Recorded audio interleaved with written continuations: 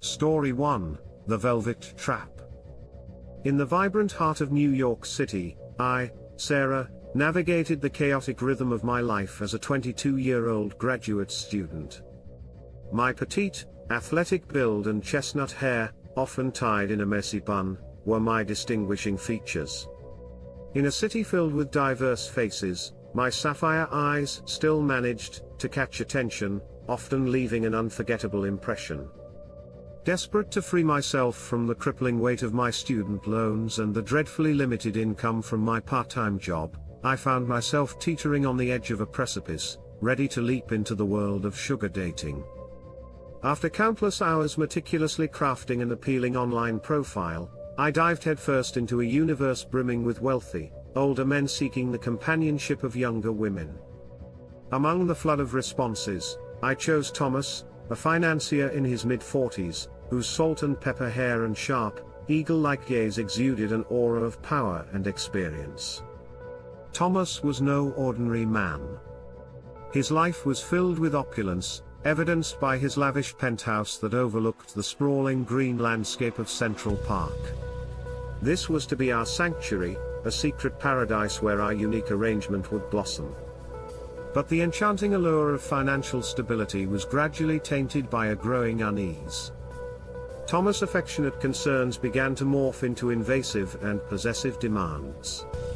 It started subtly, an innocuous text here and there, an unexpected phone call in the middle of the night, a surprise visit at my university under the pretense of checking up on me.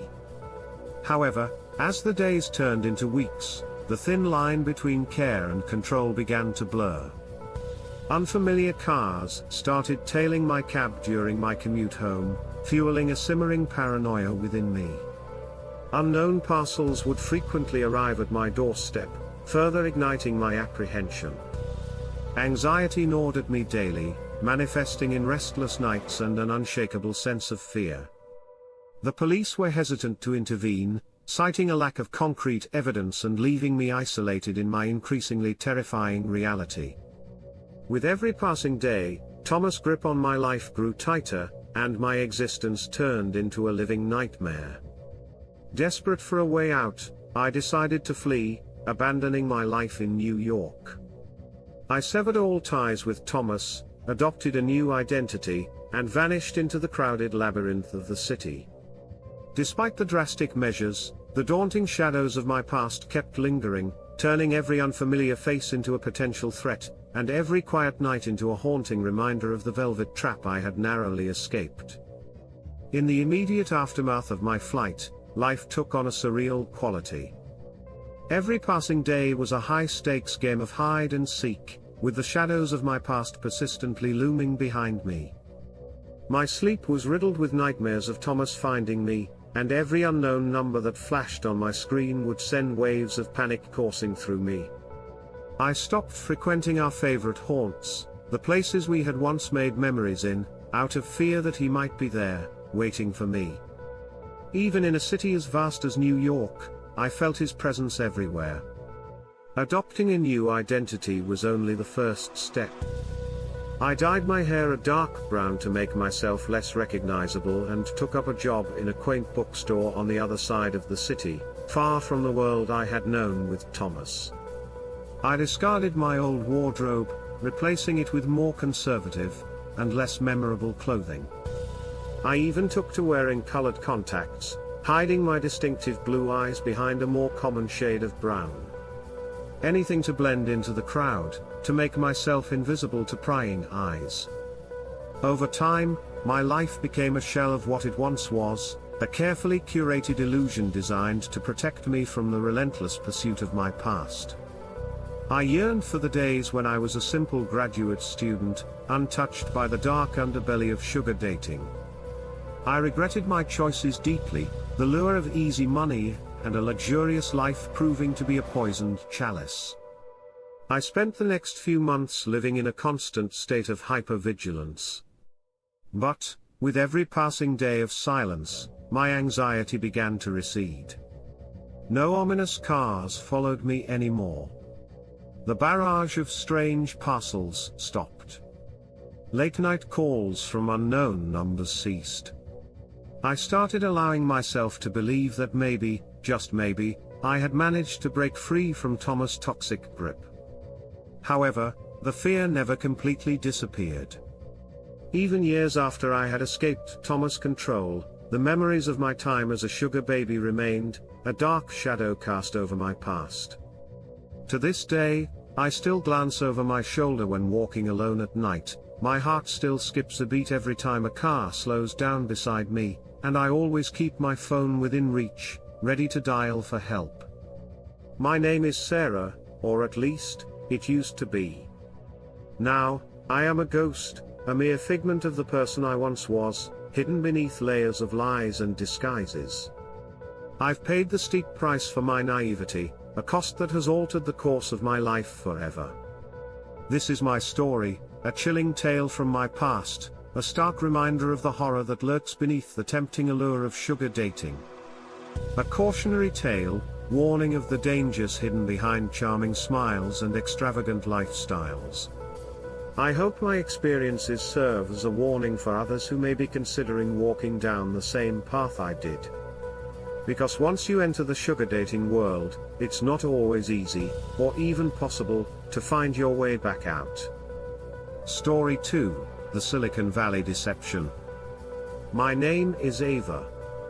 With a slim physique, waist-length black hair that glistens under the sun, and hazel eyes that hold an air of mystery, I could turn a few heads in a crowd. As a 26-year-old software engineer, my life was filled with lines of code and debugging sessions, a never-ending dance between creation and problem-solving. A daunting job offer pulled me out of my familiar surroundings and threw me into the heart of technological advancement, San Francisco. The city was a whirlwind of innovation and progress, humming with the energy of ambitious entrepreneurs and groundbreaking ideas. In such an environment, wealth wasn't just an aspiration but a reality for many. It was a city that offered more than just a promising career, it offered an opportunity, a chance to step into a world that had once felt out of my reach.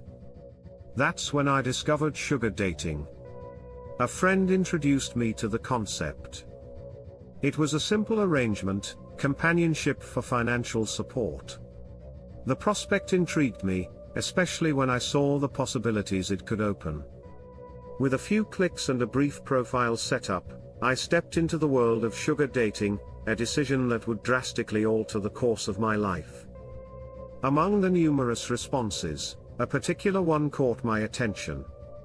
It was from Robert, a 50-year-old CEO of a burgeoning tech company.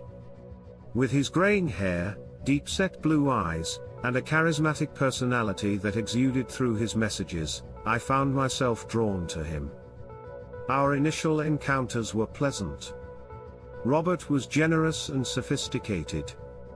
His life was marked by luxury, expensive suits, high-end cars, and a beautiful house in Palo Alto. I found myself swept up in the whirlwind of his life, the glamour, the comfort, the easy charm. It was intoxicating. However, the enchantment began to wane as I noticed unusual patterns. Robert was secretive about his work, avoiding any in-depth discussions. His moods fluctuated drastically, and he had a strange obsession with knowing my daily routines and activities. His controlling tendencies began surfacing subtly, curt messages when I couldn't make a date, passive-aggressive remarks when I didn't answer his calls immediately. I started feeling uncomfortable, a sinking feeling of dread replacing the initial allure of the relationship. Things took a darker turn, when I discovered a covered GPS tracker in my purse during a routine cleanup. My mind raced, my heart pounded, and a chilling realization washed over me: Robert had been tracking my movements. Fear replaced the lingering traces of affection I had for him. I was entangled in a dangerous game, and Robert was the puppeteer. Turning to the police wasn't an option. Robert had powerful friends, and the tracker wasn't enough evidence. I felt trapped and helpless, the radiant city of San Francisco now resembling a haunting labyrinth. I decided to take matters into my own hands. I began distancing myself from Robert, ignoring his calls, and turning down his invitations. Simultaneously, I started gathering evidence, documenting his obsessive behaviors, his controlling tendencies. I discreetly snapped pictures of the tracker and any other suspicious items I found. It was a risky game, but I was playing for my freedom. A few terrifying weeks later, armed with enough evidence, I confronted Robert. His reaction was explosive, his charming facade crumbling away to reveal a manipulative control freak. But I stood my ground. I threatened him with the evidence I had, promising a legal battle that would undoubtedly tarnish his reputation. Faced with potential exposure, Robert backed down. In the aftermath, I left the sugar dating world, its shiny allure now tarnished by my harrowing experience. I severed ties with Robert, blocked his number, and threw the covered GPS tracker into the depths of the San Francisco Bay. I moved out of the city and took up a job in a small tech firm in Seattle. A fresh start, a chance to rebuild a life that had been thrown into chaos. But the memories of my time as a sugar baby were not easy to erase. They cast a long shadow over my newfound peace, tainting my otherwise normal life with constant paranoia. The fear of being watched, of being controlled, was a hard one to shake off. I found myself compulsively checking my belongings for trackers, screening my calls, and avoiding social media to maintain a low profile. The trauma also impacted my professional life. My trust in tech companies and their leaders was severely shaken. I looked at my bosses, my colleagues, the CEOs I admired, and couldn't help but see shades of Robert. The lines between professional admiration and personal fear began to blur, making it hard for me to navigate my career. Despite the turmoil, I persevered. I sought therapy, adopted stricter privacy measures, and slowly but surely, began regaining control over my life. But the scars remained. The experiences I had as a sugar baby had irrevocably changed me, shaping my outlook on relationships, trust, and personal security. My name is Ava, and this is my story. It's a chilling tale of deceit and control, a stark reminder of the unseen dangers lurking within the glitz and glamour of sugar dating. It's a cautionary tale for those who may find themselves drawn to the allure of an easy life and financial comfort. In the years since my escape from Robert's clutches, I've shared my story with many young women, hoping to shed light on the potentially dangerous side of sugar dating.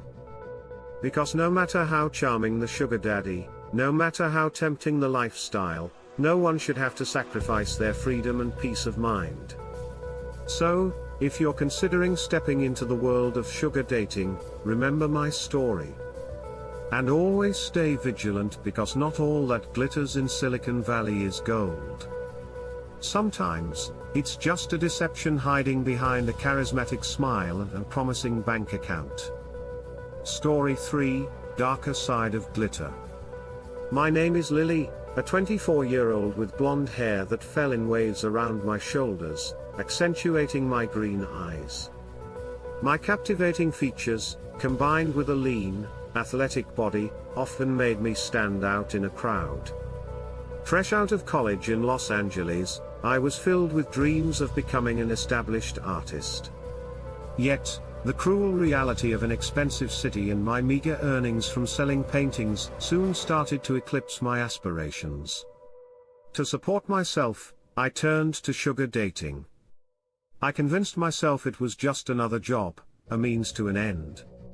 I stumbled upon Alex, a 52-year-old businessman, owning a chain of successful restaurants around the city. His profile emanated an air of sophistication and wealth, and his handsome features amplified his appeal. Our initial interactions were cordial. Alex was charming, always keen to discuss my art and aspirations. His fascination with my work and his promises of helping me achieve my dreams were music to my ears.